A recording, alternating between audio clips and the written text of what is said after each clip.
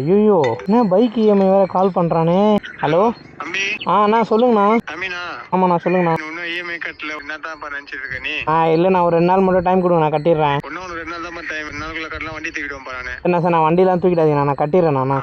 ஐயோ, இஎம்ஐ வேற கட்டணும், காசு யார்கிட்ட கேட்கறது? நம்ம மச்சான் ஒருத்தன் இருக்கான், அவன்கிட்ட கேட்டு பார்ப்போமா? ஹலோ சொல்றா.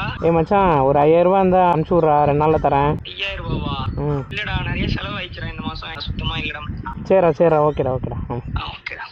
நம்ம மச்சான் மாதிரி இருக்குது. மச்சான் எங்கடா போற? சரி, ஒரு 5000 ரூபாய் இந்த கை மாற்றி விட, பைக் இஎம்ஐ கட்டணும். அதான் சரி, ஒரு 5000 ரூபாய் இருந்தால் குத்தனா 2 நாளில் திருப்பி கொடுத்துருவேன். காசு இருக்குது, ஆனால் இப்போ நான் ஆளோட வெளியே போனேன் போகிறது. சரி மச்சான் பார்த்து போனா. எவனை கேட்டாலும் இல்லைன்றானே. ஏடா இது வாழ்க்கை. என்ன மாமா கால் பண்ணுறான்? ஹலோ, எங்கடா இருக்க? நம்ம ஸ்பாட்டு. வரேன். சரி